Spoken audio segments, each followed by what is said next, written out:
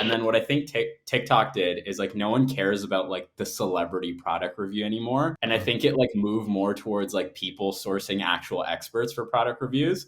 Like, Funny how. Come here, though. Yeah, he's crazy, see?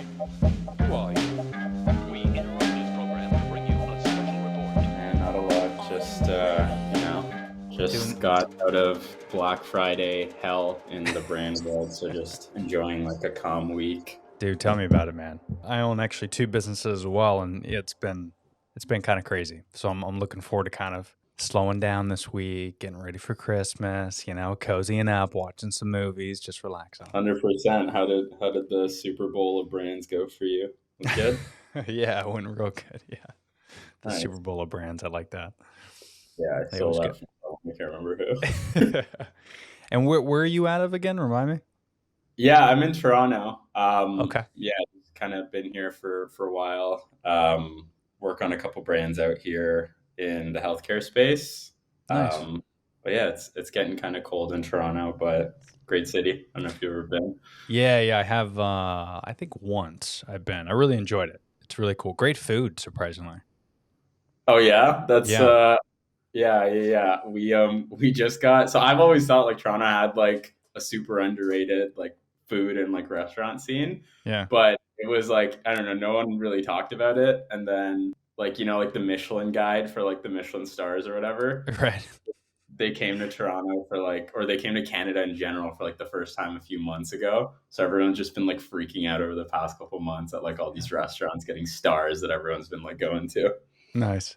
Yeah, I mean, compared to I don't know, compared to America, it's what's weird about America is we do have better food, but when you start, so I eat plant based, I have for a while, and we'll get into all that stuff. But when you start eating like outside of the American diet, you start to realize that every other food place is better, But when you're so immersed in that American diet for so long, you think that's the best thing ever. It's very similar to like caffeine. I look at like caffeine as, if you're a coffee drinker like I am and you're like manic about it and drink it every day, once you get off it, there's actually some pretty positive benefits of not having 7 cups of coffee a day.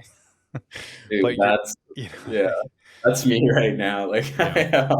I'm tapering off the caffeine. Oh, I never had a problem with it. I was always like totally fine with just like the 1 cup in the morning. sure. And then I got this Nespresso machine, which has just been like the Oh, biggest nightmare of my existence. yes. Yeah, I don't know. I got it. It's like so easy. You just like press a button, and I was like crushing coffees all Yeah, day. And I just like have one now. I'm like exhausted every 2 hours. So I I'm tapering know. off the coffee too, but my sleep is so much better. That's right. Yeah. No, it's very interesting too. So, well, let's get into. We're already recording, by the way. I just Okay, awesome. Yeah, all I good. get into it. So I first found you on TikTok, which I really enjoy your content because it's very, it's educational, but it's easy to digest as well. So for people that don't know, introduce yourself, let them know your social handles and kind of your background and what you do. Yeah, totally.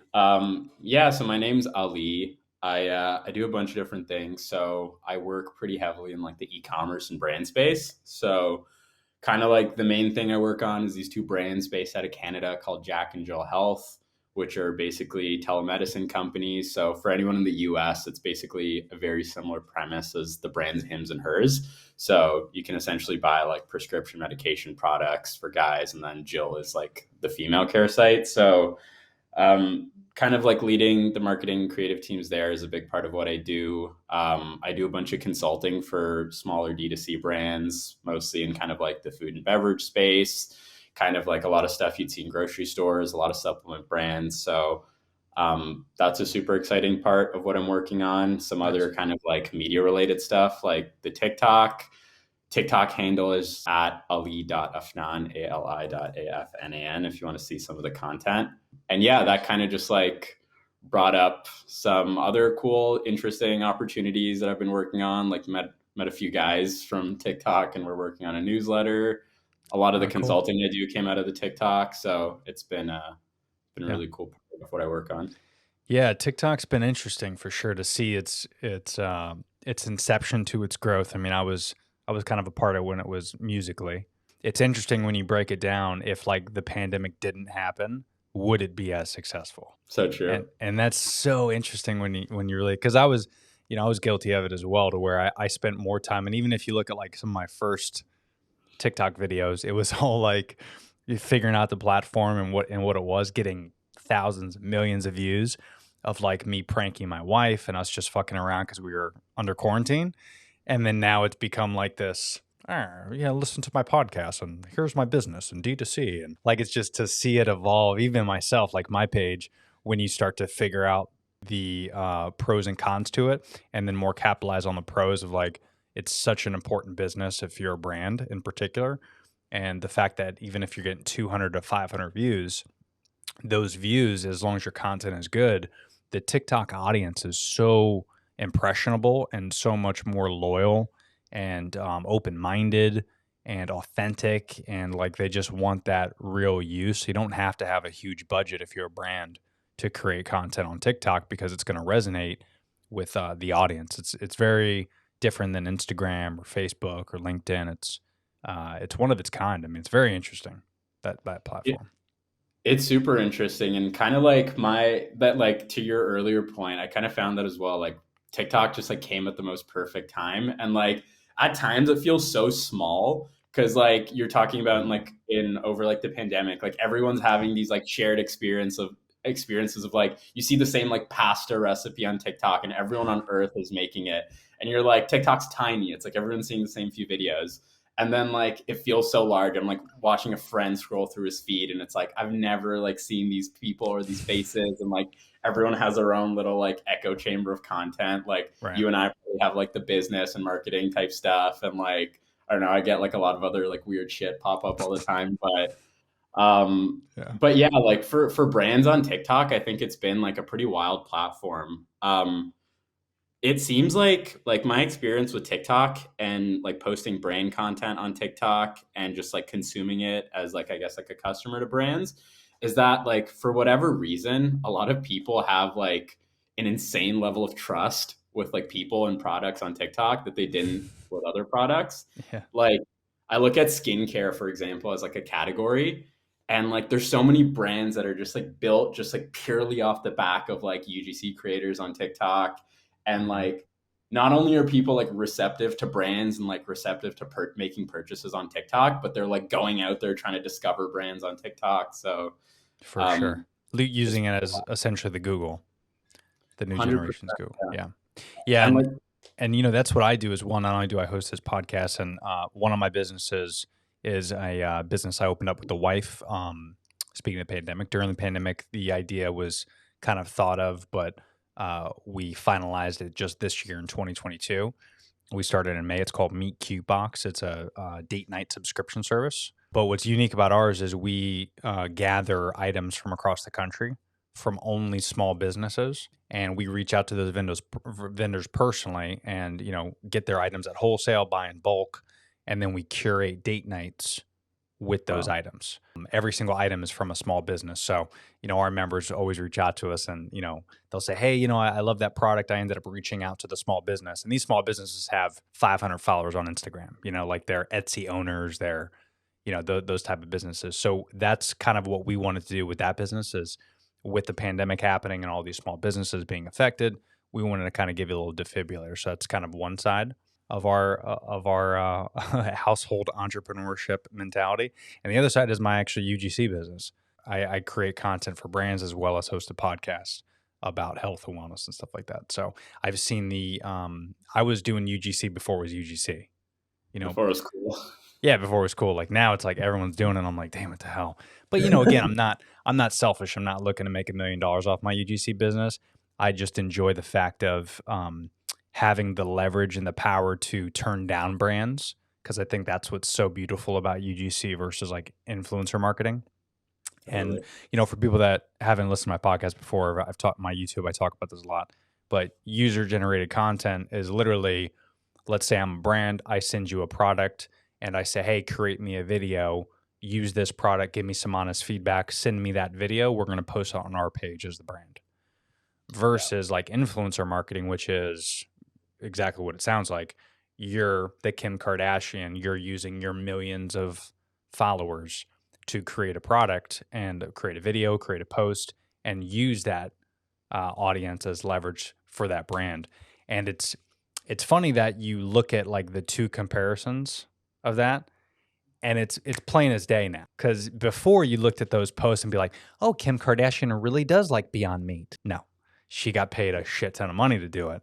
Versus like you watch like Ali, I send you Beyond Meat, you open it, you try, you're like, oh yeah, it's really good, and you just document that or do a unboxing or a video. Now the audience is resonating with that. Now they want to buy Beyond Meat because of that. They don't want to buy it because there's a celebrity behind it. TikTok has definitely gave that a defibrillator for sure. Absolutely. And yeah, I think like TikTok kind of like that's so true. I think like Instagram was a world of like people wanting the largest celebrity with like a million followers, like looking for Right. what kind of products they were tagging and wanting to purchase that. And then what I think TikTok did is like no one cares about like the celebrity product review anymore. And I Mm, think it like moved more towards like people sourcing actual experts for product reviews. Like, sure, for like sure. there could just be like whatever, like Addison Ray could try to sell you some supplements and like have like 10 times maybe the audience as like Andrew Huberman in like the healthcare space. But everyone's like, Right. no, I want to go to the expert now. Yeah, And TikTok's also just like real. It's like yourself. I'm sure like a lot of your UGC content's just like unboxing, like showing people what they get, right? So it's that's like right. preferring that over just like a photo, I think is like a little bit more real. And then I think a lot of people care more about like a lot of my earlier videos on TikTok were basically looking into and like doing deep dives on like celebrity brands. Mm, And I was just kind of like super unintentionally, I was just like thinking of like cool, compelling TikTok format content, basically trying to like introduce marketing to like maybe like a wider net of people who like wouldn't seek it out, and like the celebrity angle is that variable, I guess. But in like reviewing a lot of those brands, I'd be like, okay, like this brand is doing super well, this one maybe isn't doing super well. And like kind of the trend I realize is that like whenever an influencer or celebrity launches a product that has absolutely nothing to do with their content, it always flops. mm, Like Chamberlain Coffee, for example, like that brand is crushing it right now. But like Emma Chamberlain's whole journey of like creating content over like the past 5 years or whatever was all like her being a coffee enthusiast, like people watching her content for like the different coffee shops she'd go to, like her crazy at home coffee setup. So mm. her launching the brand was such a seamless transition and everyone was like super on board with it. But then there's just like the other celebrity who will just do like their talent agency will just be like, okay, we got you the skincare brand, we'll slap your face on the site. And like, I don't know, TikTok isn't buying it anymore, I don't think. Yeah, that's so true. And you look at a guy like, I don't know, like Logan Paul, right? And KSI. That's a great example what they did with Prime. But Yeah. they leverage their audience. I mean, I guess we could use Mr. Beast too. Mr. Beast is also another great example where they're leveraging that product. But you see what I like about Mr. Beast in particular versus like a Logan Paul is Logan Paul and KSI, they kind of like had this cool journey of like battling it out and like let's get into the isotonic space. So they ended up Mhm. getting into that space and they used both of their audiences to kind of create that growth. And now they're, I don't know, I think like the number 8 isotonic and beverage brand, which is a big deal in that space because, it's really Gatorade, Body Armor, just a few big boys, Powerade, stuff like that. So, but you look at a guy like Mr. Beast and he's getting into spaces that aren't really a thing, Mm. and he's using his audience to kind of drive into a totally different product that you wouldn't expect, like chocolate. Like what? Mr. Beast chocolate? Burger joints?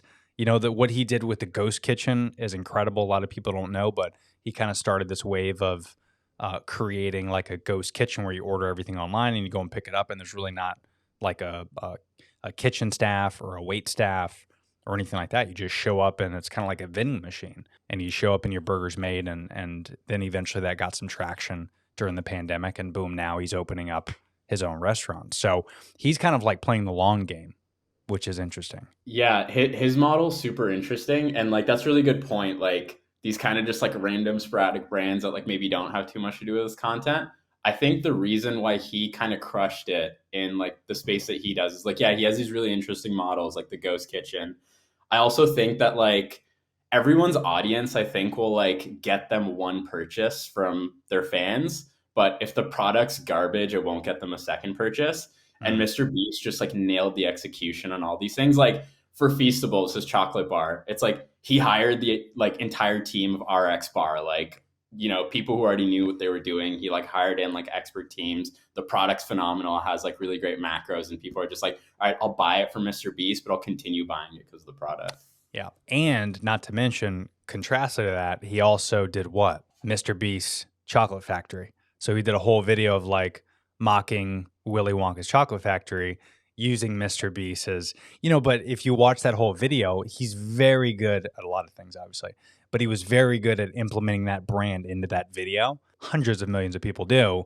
You watch that video and you're like, oh, Feastables is there. Feastables is there. So he really kind of created that product placement without you knowing it, but he worked really hard to kind of start that whole like, it's funny, if he didn't start Feastables, would he do a Willy Wonka chocolate video? No.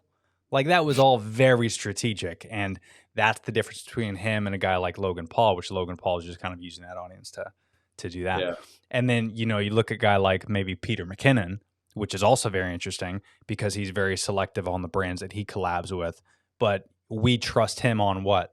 Camera gear, lenses, things like that. So he worked really hard to build the audience, and then he collabed with the first brand I want to say was I think it was a lens. He might have did a collab with a lens, but then he collabed with Nomadic, which is a great gear book bag company. So now you'll buy that book bag because you trust Peter McKinnon and his content and his lens. He's not going to come out with the chocolate bar. He just doesn't, right? He doesn't have his personal brand, just wouldn't fit that model versus a guy like a Mr. Beast who pretty much do whatever the fuck he wants. But both are very profitable and make tons of money. So it's, and they're very conscious and aware of their audience because, again, I think Peter McKinnon has probably turned down deals with, you know, a restaurant or Beyond Meat or whatever, just to use those as an example. I would guess, because if he was to promote that, or if there was a Peter McKinnon burger, people are going to be like, nah, I'm good. Like, it just doesn't feel authentic, which is very interesting because I'm sure they're consciously aware of it. But as the audience, we look at that stuff versus like a Kim Kardashian does it, and we're like, oh yeah, that makes sense. Totally. But what's the distinction? Like, is it because she's a celebrity? Is it because she's Kim Kardashian? Like, why are we okay with that versus the creator? And I think the answer, and I'd love to get your opinion on this, is it's the creator economy. It's very different when you look at like creators versus celebrities. Like, the trust we have and the distinction between those two as the audience, we're very conscious of it, we're very aware of it, and we choose it. We choose the creator economy, or we choose that influencer celebrity economy. It's two totally different things. Yeah, I probably agree with you. I think like the traditional celebrity in our minds, we kind of like perceive them as like more of an actor than like a personality.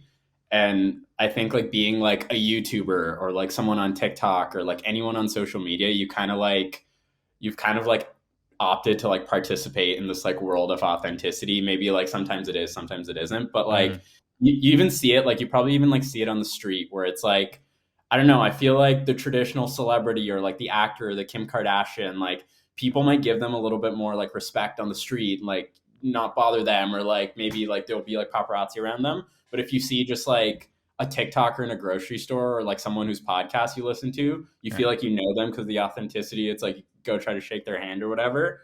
So I feel like in that, like that kind of like translates with the products as well, where it's like, yeah, like if Kim Kardashian just posts like a product that has nothing to do with like her life or like her content or her show or whatever, it's really easy to like detach the product from the person and be like, okay, she's just an actor. Like this is an ad. And it's like, they're just using her for her audience. Whereas like, you know, if like I started just doing like some random like crypto thing and they were like, what the hell, he hasn't posted like a single crypto video, then that just like dilutes and diminishes like everything I post in the future. Cause they're like, I'm watching this person because there's like some like foundational level of trust. And like, now I can't trust this person. Right. Which this podcast episode is sponsored by Everyday Dose. Oh no. No, just kidding. But that's so true though. Yeah, it's I never looked at it like that. That's very interesting because I guess we do look at them obviously as celebrities, but I've met a few celebrities, and when the company I used to work for Monster Energy, and I used to work with a lot of athletes and deal with their contracts and a lot of events and brand deals and all that. And after a while, they weren't really celebrities. You know, after you meet them for a while, you're like, oh, these are just real humans. And that's how I feel when I met other creators, or if I have creators on my podcast, where it's like, yeah, they got a lot of followers, but it's more along the lines of, the respect you have for the creative, and because you're consuming that content. It's interesting because if you watch, I hate to pick on Kim Kardashian so much. I'm just throwing it out as an example. She's a stud. Like, it's a good thing that we're picking on you, Kim, because I know she listens to this show. But if you watch Keeping Up with the Kardashians all the time, and if you saw her, you're not like, oh, hey Kim, I love the show. Here's a handshake. Like, there's a very interesting relationship versus like Huberman. I love you brought him up because I just listened to his new podcast that came out about caffeine this Yeah. morning. God, he's incredible. I love that guy. Yeah. But the Huberman Lab, if you don't listen to him, like if I saw him on the street, I'd be like, hey, what's up, Huberman? Like, how you doing? All right, man. Enjoy the day. Like, I wouldn't be like goo goo gaga, I don't think. Maybe I would, but it's more of a respect because I consume the content. It helps me versus like a celebrity, which is like, it's more of a release to reality. You're allowing me to get away from my everyday life. You're fake. You're not real. Ooh, goo goo gaga when I see a celebrity. It's a weird relationship we have with celebrity, and we look up to them most of the time, which is even more interesting because they're not a part of our lives in a real way on a daily basis. Totally. I've been like kind of thinking about that like relationship and how people treat different like personalities a lot recently. And like I think kind of the thing I landed on was, okay, yeah, there's the traditional celebrity who we like in our minds don't even like treat as like a human at times. It's just like this like person out there and like they don't even really exist. And then there's like the internet personalities and the creators and stuff. And like kind of what I've observed is that like I feel like there could be someone who I watch on TikTok on a weekly basis, but if I cross them on a street, I wouldn't even recognize them because there's Mm. so many faces, like thousands of faces that pop up on my TikTok over the course of a day. And I'm like, yeah, I don't have like an intimate relationship with any one person. It's like, oh yeah, I like this guy's content. I follow this guy's content or whatever, but I see so many faces that it's like, all right, yeah, this is just like one of like 1,000 people I see in a day. Whereas like YouTube kind of like makes that pool of like consumption a little smaller where I'm like, I only really watch like 5 or 6 people on YouTube where it's like, maybe a podcast, like a vlogger, like a couple different things on YouTube because the format's longer. And then podcasts, there's like 3 podcasts I listen to on like a consistent weekly basis. So it's like, Soon to be I would 4. soon to be 4. Yeah. Yeah, exactly. So Yeah. like, if like I were to run into one of the 4 podcasters, it's like that to me is more of like a celebrity than like one of the Right. TikTok people, right? Yeah, and especially because like podcasters and YouTube, I think a lot of that has to do more often than not. Uh, you tell me if this is accurate, but I think when we consume YouTube, it's for more than 30 minutes. At least I Yeah. do. Right? Like, you're usually in it for the long form, whether you have it run in the background or it's a podcast or a vlogger, a guy like Peter McKinnon or folks that you just enjoy their content, so you watch that content almost like that's your TV. Mhm. Versus like a TikTok, our attention spans are so quick and they're so, more often than not, they're short videos. So we're not in a long form relationship with those creators most of the time. Unless you're following that creator laterally and you're also following their YouTube, which does happen as well. Like, I'm on both platforms, but I have more YouTube followers because of the podcast versus TikTok, because TikTok, it's more like short clips and things like that. So people aren't consuming long form with me on that platform. So they're not dedicated, I don't think, as much as they are YouTube, which is interesting because I think a lot of it has to do with the scroll aspect. I don't know if there's any studies out there. I've talked about this with experts on my show before, to where I think there's a big psychology with the importance of vertical content and the fact, it's vertical because that's how the phone is. But I think there's a lot of psychology involved with the up and down scrolling versus YouTube. And whether you're watching on a laptop or you're watching it horizontally, there's no ability to scroll. And I think there's something that happens to that dopamine hit we're getting from what we're seeing visually, but also from the flick. It's very similar to like a fidget. Like, what do you think about that? Do you think there's any correlation when it comes to the scrolling Yeah. aspect? Well, like I think there's like with TikTok, there's zero cognitive load when it comes to choosing content. Like there's no Mm. decisions you need to make. Whereas like I think everyone has the experience of like you're sitting with someone about to watch a movie on Netflix and you're spending like 20 minutes like search like you're because you're about to invest an hour or like 2 hours of your time into Mm. content. So there's like a ton Mm. of people who are just like sitting there about to watch something on Netflix or even YouTube, where it's like you can't find the right movie, it's taking you 30 minutes and you just don't watch anything at all, or you like throw something on YouTube or whatever. Or you go Whereas on like TikTok. exactly. Whereas like in TikTok, there's zero cognitive burden to you. You just like open the app and you're like, it'll serve you stuff. So like it's super Mm. easy to just get like spend more time doing that than like sitting there like with the decision fatigue of like trying to decide what to watch. So I think like that format really like nailed the like getting people on the app for longer periods of time. Like I think most people probably spend more time, even though it's shorter form, they probably spend more time over the course of a day on TikTok than they do on like maybe YouTube or Netflix. Look at your insights on your iPhone. Like, yeah, it's Scary, man. Yeah, at I had to least put the yeah, I had you to put put, the child locks on myself, like the yeah. little like 3 minute Dude, timers. you put in that code, bro. Come on. Every time it pops up, you press that fucking code. Yeah, I yeah, know I do.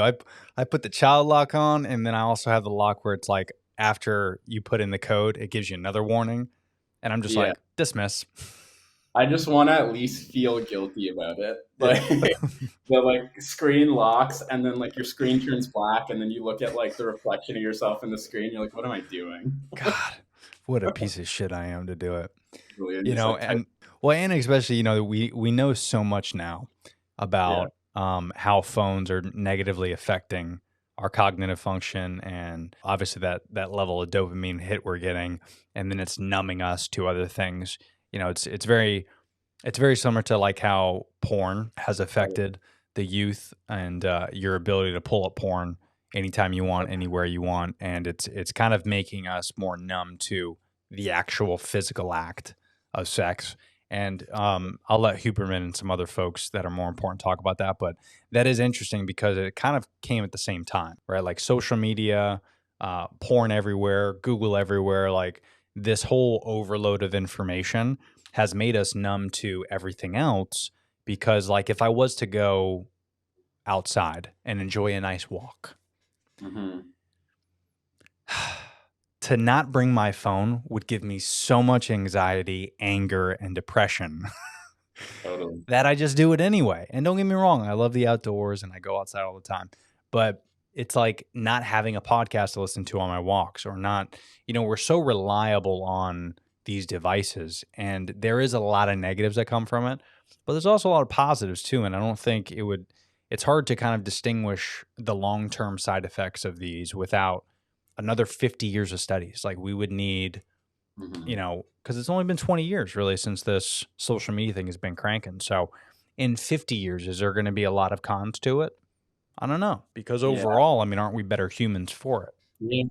Like I think the thing that I notice in myself with like social media and with TikTok was that like I felt like it fried my attention span. So like I was using it a lot and I was like telling myself the story of like I'm posting content so I need to like intimately understand like the experience of consuming the content, which I think is like probably true. Sure. But it kind of got to the point where like I was a or like I still am a big reader, but I like was a much bigger reader like a few months ago, and whatever like was kind of like a little slower on like reading over the past few months, and then I Mhm. like returned to it like a month ago, and I realized that like I'm like reading the words and like my brain is thinking like my brain's moving too fast. It's like thinking Yeah. of other things, or like You have ADHD now. yeah, I gave it to myself, I guess, like late in life. Yeah. So I'm just like rereading stuff. I can't focus. I can't concentrate. And then like Yeah. I'm like, okay, this is TikTok because like my brain needs like the dopamine pulse every like 30 seconds now. I can't like, That's right. there's no like reading's like kind of like a delayed gratification type experience where it's like over the course of like 30 minutes or an hour. And like Mm. I'm not satisfied with that like slower pulse of dopamine. So That's so and like true. I find that in Netflix as well, where it's like I'm like, is this movie not moving fast Yeah. enough? Like, Yeah. Here's how I knew that I had a problem. And a lot of people could probably relate if they're out there listening. I kind of made a step back to try to help me consume less content. So all my streaming services now, I pay less to get ads. So mm, like the Hulus of the world, Peacock, all that stuff, it's like a $6 difference. But combined, if you have 4 or 5 streaming services, 30, $40 a month, it adds up, right? So I'm like, but I also don't want to rush everything. I don't want to skip the intro. I don't want to press that button. I don't want to fast forward through ads. I want to watch the ads. I want to consume them and just take my time. So consciously, I started doing that. Then I realized I had a problem with my phone when every time an ad popped up, I immediately went to TikTok. I was like, okay, this is a problem now. Probably took me a couple weeks to realize it. And then my wife looked at me. She's like, what are you doing? We started watching a movie and I got interrupted with an ad. And then, so the ad finished. 5 minutes into the movie, I'm still on my phone. She's watching it. She looks at me. She's like, what are you doing?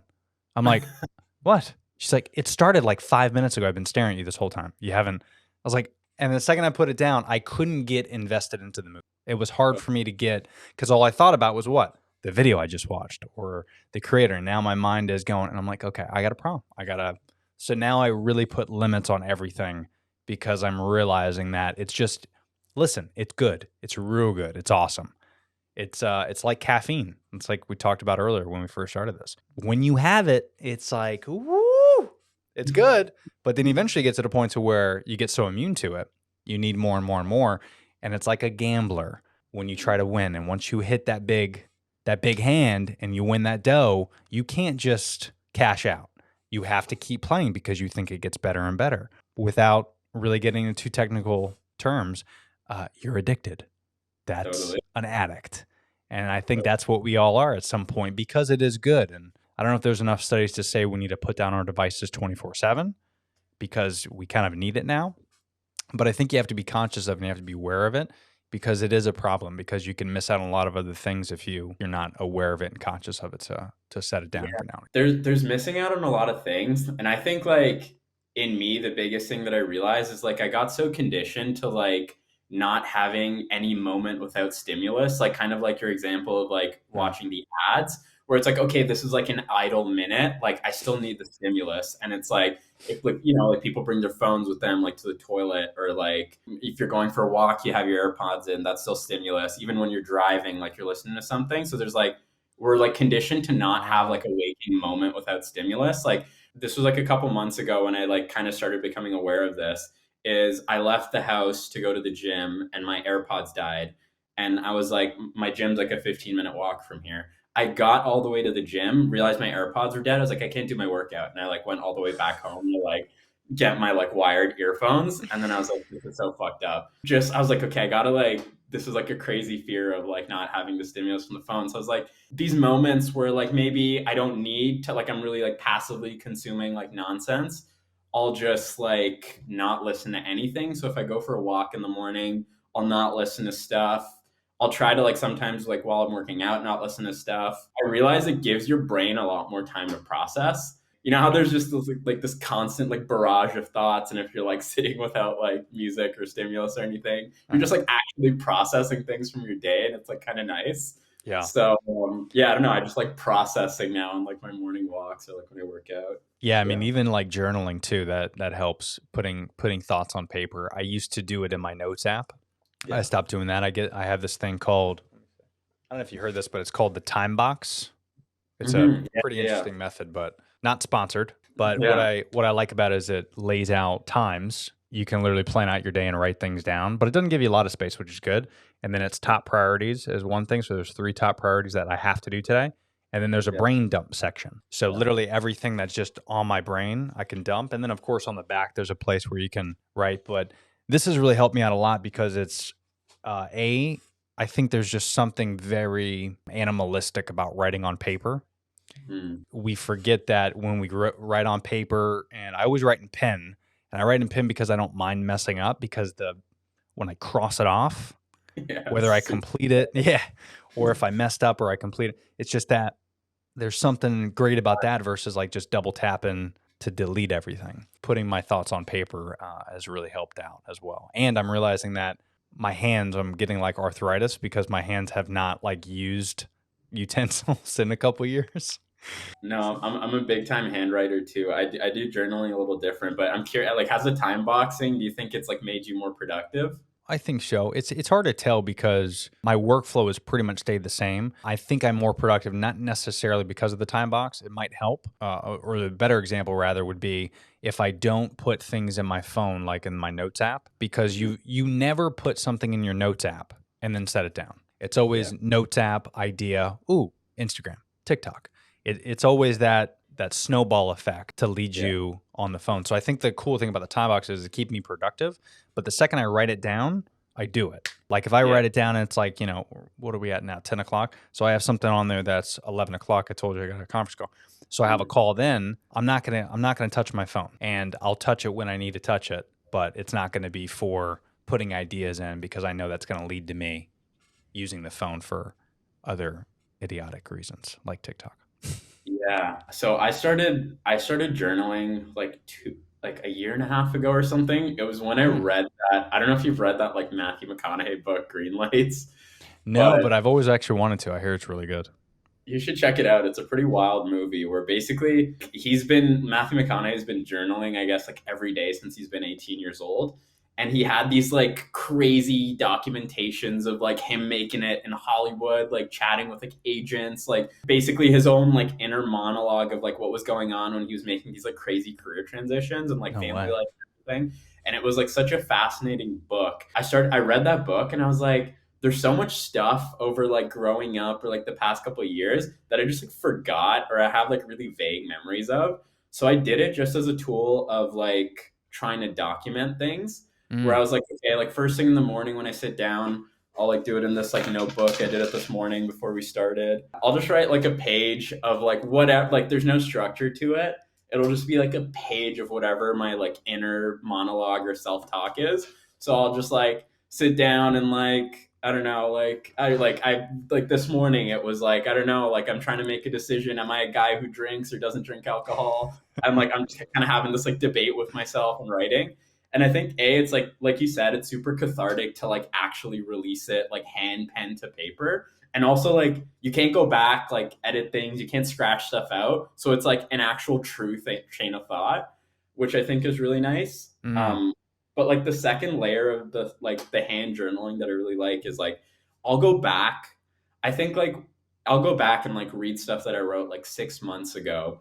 And it'll feel so good to be like, all right, I'm writing about this like nonsense I was dealing with 6 months ago. And like I've actually overcome that, which is like nice. You can like actually track progress in your life. Cause I That's think like cool.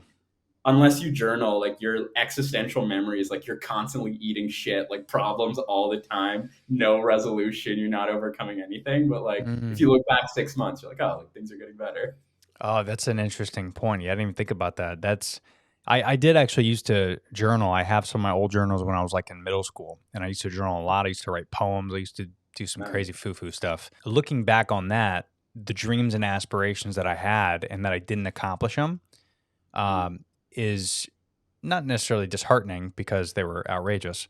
I was in middle school, of course. yeah. Like some of us wanted to be like, firemen and police station and presidents and all that. Like it's kind of Oh crazy talk for some of us. But it's funny when you look back at those journals, because if you can accomplish those things, like you're saying, there is a form of accomplishment there. And Mhm, on a daily basis, we don't really have that gratification, do we? Unless you work for a corporation where they reward you all the time, mhm, which doesn't really happen a lot, which is why I don't do it anymore. But they're not giving out medals and trophies and good badges. You probably won't even get an email that says, "Hey, congratulations, Ali, you did a great job on this XYZ." But I think as humans, we need that. Like even back in the caveman days when they first lit up that fire and they saw that spark and it happened, and you invented something, and you're like, and you got so jacked up and excited. You don't really get that on a daily basis. Like unless you have a spouse that's supportive of you and says, "Hey, great job doing this." I yeah. think it's cool that you can look back and say, "Wow, I actually did this, I did that," versus like going through your whole life thinking you're doing all this grind and this legwork and fuck, I'm Mhm, waking up and all I do is hustle and all I do is this and that. And there's no gratification at the end of the day. But if you, like you said, you look back at that journal and you say, "Wow, I actually did accomplish this. I did accomplish that." Because we do forget that memory is a very funky thing to where I think it's always fighting our inner self. I don't know if there's any science behind this, but I feel like mhm, our conscience, like the angel and the devil, yeah. that's just like our brain. The devil is like making you forget things, and the Yeah. angel is trying to help you remember things because Yep. they're, all this stuff. Like I say this all the time on my show. but everything's fabricated. It's all fake. How much money, Ali, is enough money for you to live? We don't know. Who the fuck know? Like, everyone's telling us it's 100 grand. Yeah. What's the why? What's the science behind that? What? Because you want a big house? I don't know. I don't want a big house. You want a big house? Like, it's different for everybody. Like, it's all fake. It's all not real. We invented everything, even quite literally money. We've invented. This is not real. How do we know it's not real? Because we're the only country that uses a dollar as currency. So that means other countries looked at that and says, nah, we don't want to do that. We'll do this instead.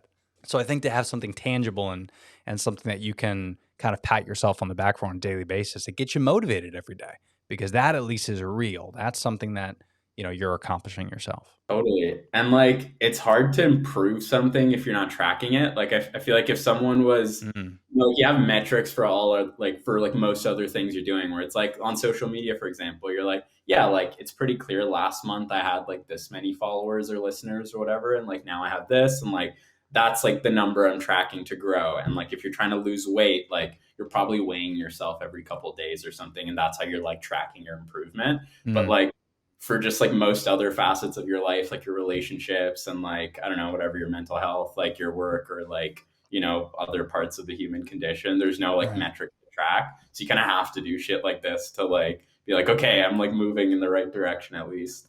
Totally. Well, especially when it comes to fitness, right? Because, again, I use that angel and devil analogy because I feel like our brain is always fighting when we see ourselves in the mirror. Like, have you ever been in that situation? I know I have. I used to be a trainer a long time ago, and I look back at what I looked like then, and I was amazing, like incredible shape. I was also eating like 10,000 calories a day. I was rocking it. But, you look at that, and I thought I was like my peak, my prime fitness, but I was actually very unhealthy, because I'm 5'5". My body mass index was outrageous. My weight was way too high. I was having a lot of pain, especially in my lower back. I ended up getting an injury from doing squats because my body it's not meant for that. Yeah. Now I feel like according to doctors, I am healthy now. But when I look at myself in the mirror, I don't like it. Right? And I think we always battle that because we look at ourselves and we're like, no, that's not what it is. However, to your point, if you wrote something on paper and you had something physically that's tangible, and you look at the weight and you look at all these things that is supposed to make you healthy, that's actually something that should give you a little bit more motivation, to have something on paper versus just relying on yourself to look at yourself in the mirror, because sometimes we play tricks on ourselves and we don't know it. Totally. And also, I feel like most guys just get into working out for like purely vanity reasons in the beginning. Like, like you're like, whatever, high school, you're like trying to get girls, you're like, I got to get jacked. So like, I feel like that's the experience with like every guy, where you're just like grossly unhealthy, like eating the weirdest shit. And you're just like, whatever, just like looking at these like fitness bodybuilders. And then, yeah, bro, like at one point I was eating peanut butter and tuna wraps. Wild. Because of the protein and the fat and the macros. Like, what am I doing with my life? Like, you can't have a wife and kids eating peanut butter and tuna fish together. It's no way there is family. Yeah, dude, you're gonna die lonely. It's just about that. But it's even more funny when all this stuff's coming out with like Liver King and all that. Like So I'm so invested in that storyline right now. Oh, are you really? The Liver King exposing. Oh, bro, give me everything. Give me your thoughts on everything. Okay, so if you have time, by the way, do you have time? Yeah, I'm good. I'm good. All right. Yeah. So okay, the Liver King story, for like anyone who doesn't know, it was this guy who starts like posting content. I think he like blew up like a year ago on TikTok, and it was all this massive jacked bearded guy, and he's posting content about like living in alignment with your like 7 ancestral tenets, and like I think the message in and of itself like makes a ton of sense. It's like, guys had all this like way more testosterone like decades ago, and like modern life is kind of like crushing people's health or whatever. So he's like, live in alignment with your ancestral tenets. And then it kind of like turned into him going on a bunch of these podcasts and being like, I'm completely natural, no PEDs. And like, no one's even asked, like in most of these cases, no one's even asking him about it. And he's like, no PEDs, completely natural, Liver King. Which are performance enhancement drugs, by the way. Exactly. Yeah. Yeah. But what does he always say that he's like, yeah, I am on PEDs. Yeah. Yes, and then the acronym for something else. That's going to kill me if I don't figure out. He's like, He's like Persistence, something. excellence, persistence, excellence, and determination. I am on PED. Yeah, that's so wild. And then like some guy, Derek More Slates More Dates, who I love on YouTube, makes this like hour-long video exposing him with like emails of him like sending people the doses of like PEDs he's taking. Such a bad look. So Spending yeah, like 12 grand a month. it was. I feel like it was crazy. I think it was like 20 grand or something. And anyways, Which by the way, not to interrupt your analysis here because it's fantastic, but yeah, he's also contrasted to this. Not only is he spreading all this BS about this, but he's also selling supplements right, to yeah, his like audience, $100 supplement. making millions. Like I forget the reports that came out, but he was making like $10 million a month or something stupid because Yeah, he's selling this. Hey, I'm gonna give you this liver powder bullshit. That's how he's doing it. He's not telling you to go out to Winn Dixie and buy liver. He's like, buy my supplements because I know what I'm doing. Look at me. totally, yeah. And then I guess like yeah, he got exposed. Everyone, his like business partners are like disassociating. He made this like wild apology video. I don't know. It just like kind of made me think. It's like I've never been like the guy who's like, oh yeah, that guy takes PEDs. All these guys takes PEDs.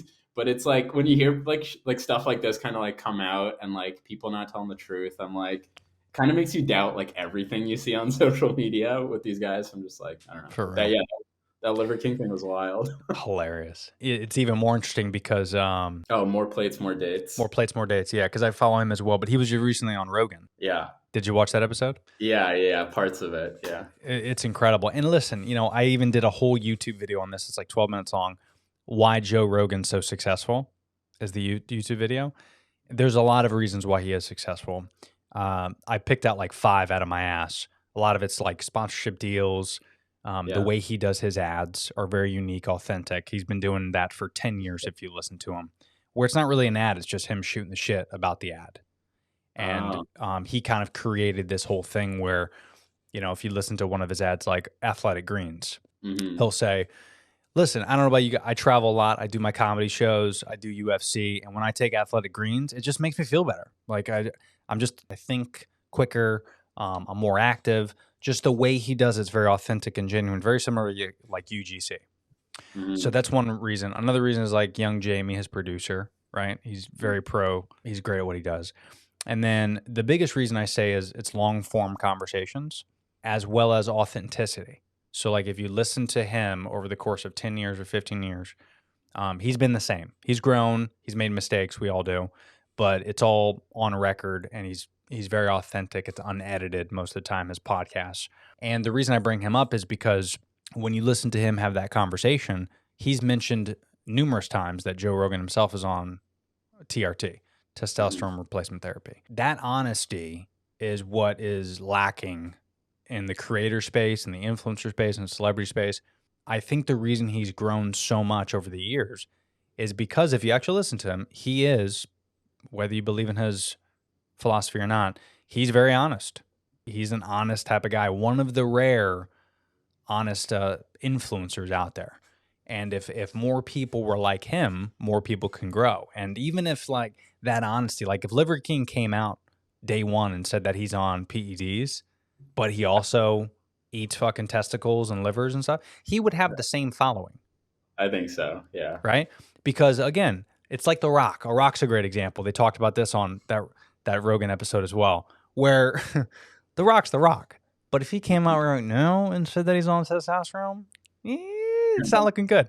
But if day one he's like, listen, I'm gonna be Black Adam, I'm gonna take fucking Winstrol, testosterone, this, that, I'm gonna load up because I want to look the best. People are Yeah. like, all right, I get it. They're still gonna watch Black Adam, bro. Yeah. But now it's like you're kind of skating this fine line, even though he hasn't lied like Liver King lied. Like Yeah. Liver King straight up lied. But Yeah. that authenticity, man, I think is what's lacking. To your point of just the creator economy, the social media economy, like honesty is going to be the winner at the end of the day.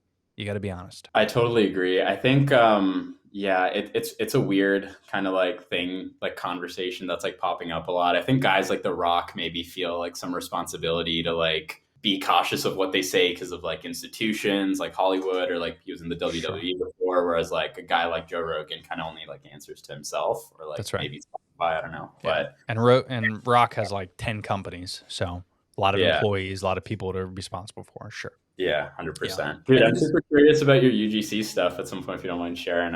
I'm fascinated with that whole model. oh yeah, man. So I mean, it works a couple different ways. Hmm. Most recently, I found a few agencies that I kind of like the UGC shop are good folks. But you know, the problem is those fees. I mean, if you ever worked Yeah. with an agency, any agency, it's just a lot of fees. It's a lot of pointless fees. I'm doing all the work. You're just connecting me with people. Right. So more often than not, I've for years I reached out like I did with you, whether it's in the DM or whatever about my podcast, and I started to do that about 5 years ago with brands, where I would just say, hey, you know, I have a podcast. It's about XYZ. Here's a couple of my episodes. I'd love to promote your brand. You know, Hmm. let's talk about how we can collaborate. And out of 100 people, brands that I reach out to, I don't know, 5 respond. And Right. they say, oh, yeah, what were you thinking? And sometimes they'll send me products and I'll even talk about it on the podcast, or they'll actually pay me to talk about it on the podcast, which is just a sponsorship ad. And then I'm starting to think, oh, well, you know, I'm really good at like creating content. Like, why don't I just ask them to do that? So then I started to ask brands, hey, if you send me some product, I'll create some content. So then I Hmm. started creating content, building up a portfolio, and I would just do that at first, just with product. Like that was what they paid me with. Only things that I like. Perfect Keto is one of my partners that I work with all the time. Super Fat is another good one. I've worked with Athletic Greens before. Everyday Dose, which I was fucking around with before, but I created some content for them and they just post on their social. And that was all done through the DM. Are you reaching out to them or a lot of them reaching out to you? A little bit of both. More often than not, I reach out to them though. I'm trying to be very proactive. Problem is, I just got a lot going on, and Yeah. I wish I had more time. Because if I did, that's all I would do is I would reach out to 500 brands a day, just DM, Yeah. email, just go crazy. I'm lucky enough to where as long as I can produce some good content, which I have for a lot of these brands, they'll reach back out to me. Like Yeah. Superfat's one that I've worked with for 5 years. So every month I create something for them. You know, but that's you can't raise a family off one brand, Sure. unfortunately. So that's what I'm trying to do is just continuously grow that. But you know, it's very competitive, and there's a lot of people in the space, just like anything else, that are taking advantage. Yeah. And they'll either charge a high markup and give you shitty quality, or they'll Mhm. charge low and give you really good quality, which kind of hurts the market itself. And it's so new that I think people are still kind of messing around with the space a little bit. But I take pride in it. You know, I spend a lot of time on my portfolio. When I first meet them, I'll do kind of like either a Zoom call or a phone call. I just kind of talk about their goals, what their missions are. Is there some creators that motivated you to want to get in this space? What are your videos, you know, like? What's the call to action? So I kind of talk about all those different things. And Yeah. then I formulate a good solid plan and I send them the completed video. If they want fonts, I do that. I write up the script, including in that video. So I do all that. And then if they want to shout it on the podcast, I have a fee for that where I can additionally charge them for that. So Yeah. so it's you got to keep up with the times and try to do it. Yeah, man. I'm gonna fire you with a lot of UGC questions at some point. Yeah, dude. Super interested in getting into it, but I like that you're super active about the process and you're reaching out. I know a lot of people they're like, oh, UGC isn't working for me, and they're just like waiting for brands to reach out. That's not how it But works. Yeah. yeah, I like the model. Yeah. Yeah, dude, I even have a portfolio in my stand store that I sell. It's like a digital portfolio. It's $2, and it's like a Mhm. template how I created my portfolio. And so far, it's it's worked over the years. I change it every now and again, but I feel like that's the best start because a lot of brands want different creators. You know, we're starting to find that a lot more in the UGC space to where versus like an influencer. I have a buddy that's a big influencer on Instagram. Shout out Bobby Hicks.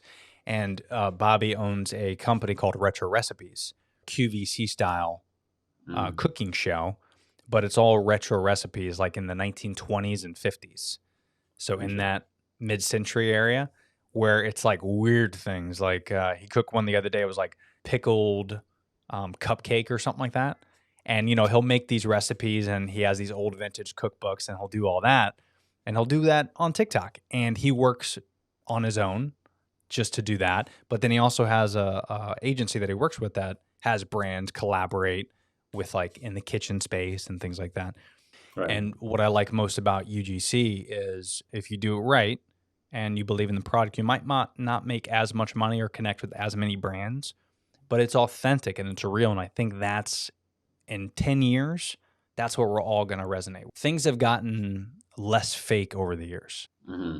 You know, like it's not like we see Instagram and all these celebrity ads. I think they peaked already. Like I don't see it. I don't see consumers, especially in the D2C space. I don't see them going back saying, you know what I miss? I miss like those really fake commercials with those celebrities and influencers. When am I going to get back to seeing that?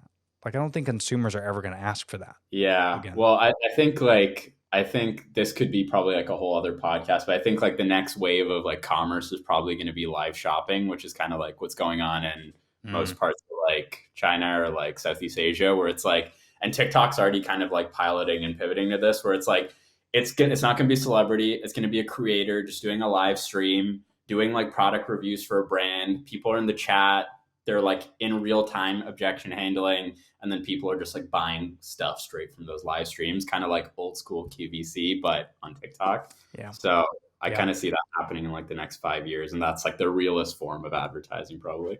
No, I agree completely. And I think he didn't even TikTok start purchasing warehouses to Yeah, house yeah, like things. fulfillment centers, which is Yeah. crazy. They're doing everything. They're like, I think like they've like filed patents for like a music streaming company, like fulfillment centers, just like Yeah. live shopping stuff. It's like probably going to be like a super app if it doesn't get shut down completely. Yeah, exactly. It's going to be the biggest app that we've ever seen, unless it gets shut down.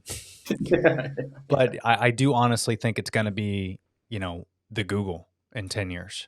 totally. And that's not far fetched, right? Because a lot of people look at that and they think it's crazy. But really, when you look at Google, it started off as a search engine. Interesting thing about, the internet is the more information we put on the internet, the stronger these platforms grow. So, Yeah, like, Google is only Google because we filled all the information that's on Google. Like, when right. you ask your Google device or your Alexa, I don't want to say it because she's in the office, but when you ask them that information, they're pulling that information because someone put on the internet that information. Google is not like sitting researching all this stuff. That's not how it works. That's kind of what TikTok's doing is they're building this infrastructure like we did with Google. Google got so big they bought what? They bought YouTube. Hmm. So now that's a streaming service, a video service. And Yeah. you look at, everything that's happening with TikTok. I mean, it doesn't surprise me that they're looking to the streaming space. I think they're going to get bigger into podcasts, video podcasts in particular. I think that's a very interesting space because they can really compete with YouTube. You see YouTube running scared with YouTube Shorts and all that. Hmm. Yeah. So I could see TikTok. Like, imagine if they started buying up creators' podcasts and saying, "Hey, kind of like the Spotify of the world, we'll give you Hmm. exclusivity, but you only have to host your podcast on TikTok." Interesting. I could see Yeah. that blowing up. Well, yeah, like I mean, they already let you, I think, like post. It's weird because I wonder when like the behavior of like the person on TikTok's gonna catch up to that long form. Because like we were talking about earlier, like people are conditioned to watching like a minute clip on TikTok or like 30 minutes on YouTube or like 2 hours on Netflix. I That's right. wonder when that TikTok time frame is gonna extend to like 10 minutes instead of the 1 minute. That's right. And it's even more fascinating because I know why YouTube's doing the shorts and they're Hmm. monetizing that a lot more, which I'm excited about because I've gained a lot of followers from shorts.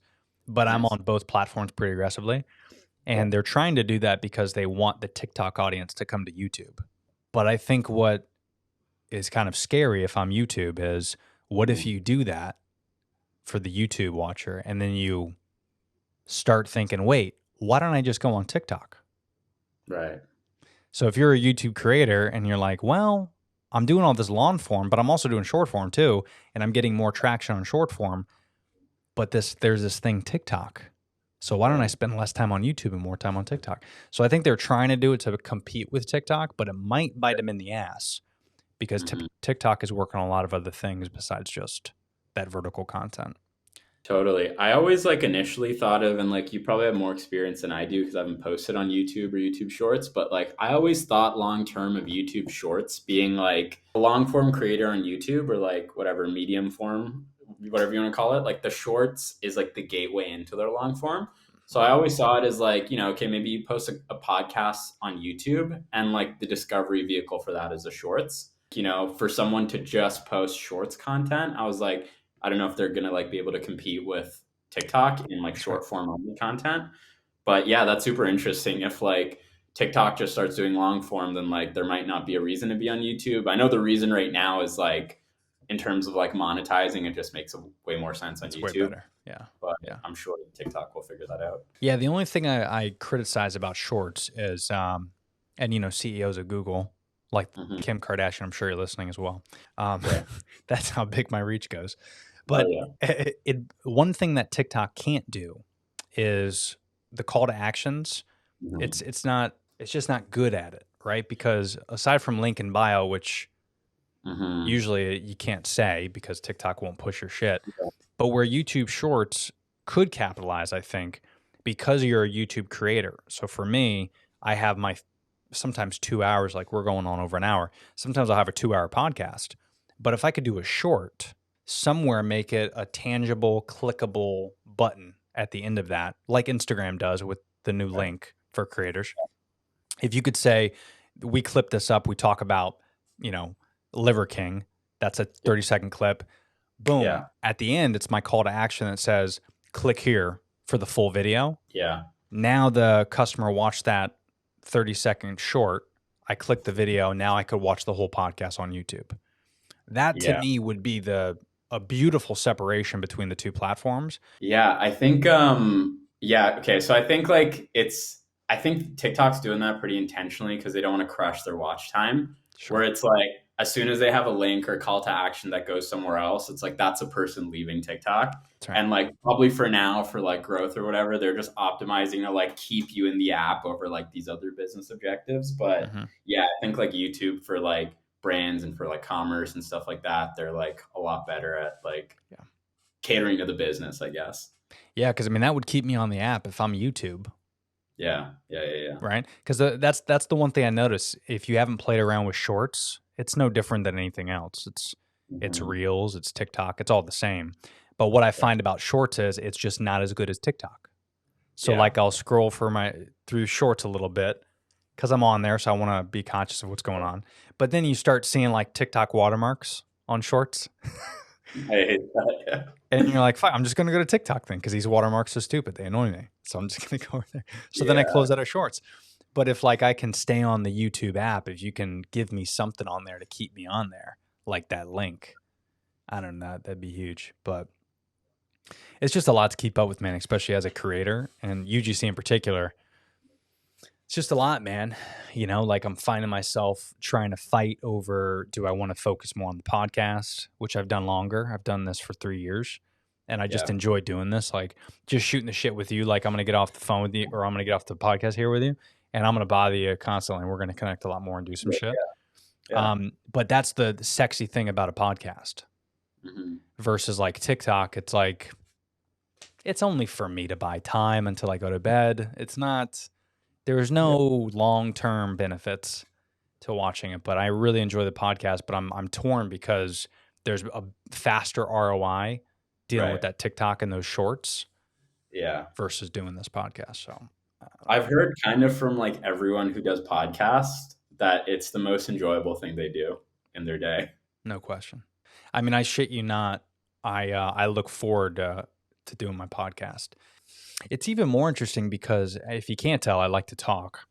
But the one thing I like about it, it's made me more objective, made me more open minded to things, made me more professional. I feel like it's allowed me to listen a lot more, even in my personal life. Like I listen to my wife more now than I did before I had the podcast, which is funny to say, but Yeah, so it's the conversation aspect of not wanting to hear yourself talk so much, which I think a lot of social media is, where we do TikToks because I mean, listen, if you're going to lie to me if you say every time you do a TikTok or every time you film something on TikTok and post it, you go watch yourself.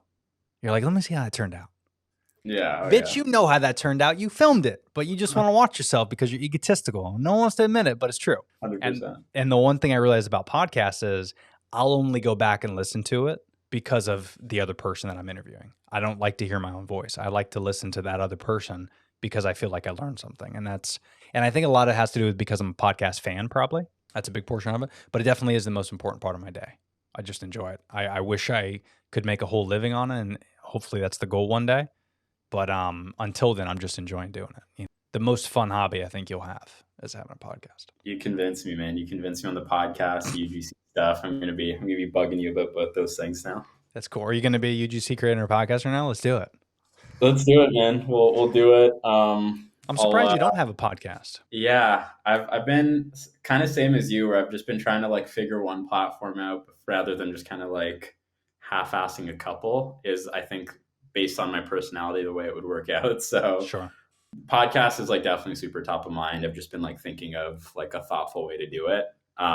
I think like, you have a really great podcast because you're super clear on like the type of people you want to talk to, like the type of things you want to talk about. I don't think I really have that yet. So figuring out like what it would be about, and then we'll do it, man. Well, if I could say, Yeah. just by consuming your content and listening to you speak, you're very knowledgeable on obviously the marketing aspect and creators. And if you're open to a co-host, I'm here.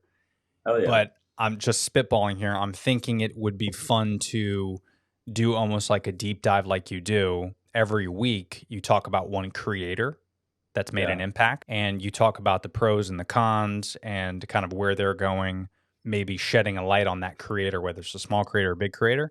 But like, let's say one week you would, and I, just hypothetically, we would just go about the reasons why Logan Paul and KSI are so successful with Prime. Yeah. That would be that week's podcast. How they've grown the business, where they started. Because me as a creator, and you could even call it something like, creating for creators or whatever. Me as a creator, I would want to listen to that because everyone starts with 0 subscribers. Mm-hmm. Where Logan Paul and Jake, they started with 0 followers on YouTube. 0. And in just 10 years, they have grown to Logan Paul's in the fucking WWE. He's got an action figure, bro. He's got a beverage company. Jake Paul might go down as one of the greatest boxers of our era if he continues on this path and he actually fights some real boxers. But he seems like he's on that path. These motherfuckers were on YouTube doing pranks 10 years ago. They were kids. One of them was on Disney. Yeah. So to talk about that, I think for 2 hours would be interesting as a fellow creator when I hear about a couple folks kind of breaking down their process. Because sometimes we always see like the Mr. Beast of the world as he's just Mr. Beast and he was born and started that way. But there was a long journey to get him there. Totally. Well, anyways, man, I gotta jump. Thank you so much for inviting me on, dude. This was so much fun. Yeah, this was a blast, man. It was good to get to know you. And let's connect after this, dude. We'll do something. All right, buddy. Take care. All right, Ali. See you, man. Oh, hey there. First of all, thanks for making it to the end of this video. Not a lot of people do, according to the YouTube analytics. But I do want to say thanks for listening to this. There's some more episodes if you want to check those out, and they're all just as good. But if you haven't already, make sure you subscribe to the channel. Check out those timestamps below to reference some of the topics I talked about, as well as some discount links to some of our sponsors and affiliates. But thanks for listening to this episode, and we'll see you next time.